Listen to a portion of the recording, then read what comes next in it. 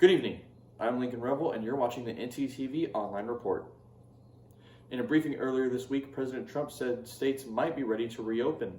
However, scientists and state leaders are advising otherwise.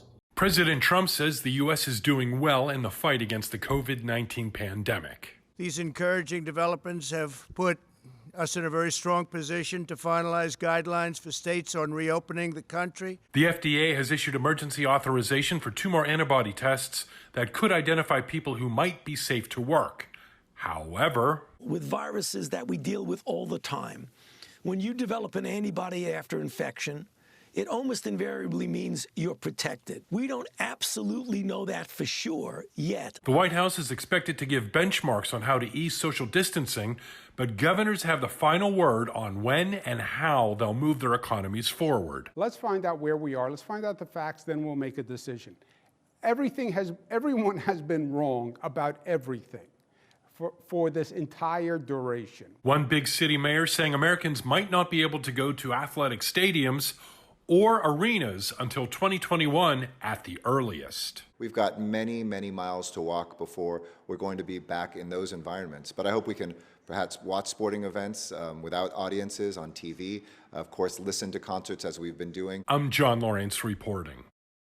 Right now, the Trump administration is looking towards May 1st as a deadline for the nation to reopen, while some individual states have already extended their emergency orders through mid-May. COVID-19 may be affecting citizens and businesses, but athletes are taking a big hit as well. Because of the coronavirus spread, spring sports programs are forced to halt their seasons. Conference USA announced that tennis, track and field, soccer, and other spring programs will not be competing until further notice. For many athletes, being in season and competing against other athletes in schools is the best way to mark their progress. Now, athletes like Lauren McCollum find new ways to do so. They'll put the workout that we have and the workout that we would do if we weren't, in quarantine or social distancing, and then on the side, like, this is how you can modify it if you don't have these specific things, or if you don't have a weight room close, or if you don't have any weights at home or whatever, here's a way how to modify it. And they'll send us like YouTube videos and different professionals talking about what they're doing during this time and ways to modify the workout. So it's the same kind of outline, it's just modified. With the season being canceled, spring athletes will have to wait an entire year to compete again. However, coaches are checking in with athletes and ensuring that they continue to train to bring UNT to victory next season.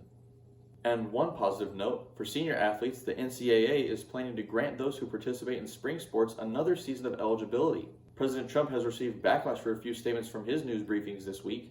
On Tuesday, Mr. Trump announced he would be halting funding towards the World Health Organization. Since then, investors such as Bill Gates have spoken out on the decision, calling the situation dangerous.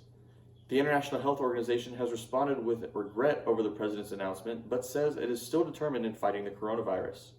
This week, millions of Americans received their $1,200 stimulus checks from the IRS in an effort to combat the economic effect of COVID-19.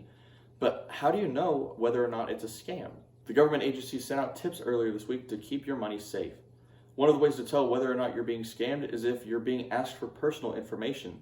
No government agency will be calling, emailing, or testing you to verify information. The agency also warned against phony websites claiming to speed up the process or donating the check to fake charities.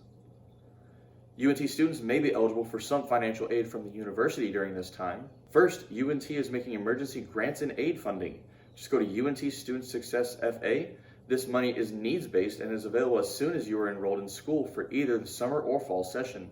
And another website to check out is the Murphy Center in our College of Business. Go to the website below, and once there, scroll down a bit for the external funding sites. That section is updated twice a week, and you can search for outside sources of money for school. And this weekend, if you're looking to help with the coronavirus situation or are missing the concert feeling, tune in to the One World Together at Home special this Saturday. So far, the special has 70+ artists for the lineup and will be featuring other celebrities in an effort to combat the coronavirus. The special will also be taking donations that will go straight to resources to fight this pandemic. The special will be available on live TV as well as streaming services.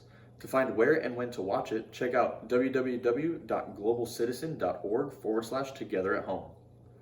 We hope you're able to stay safe and enjoy the music this weekend. Thank you for watching ntTV Online Report. Join us again on Monday at 5.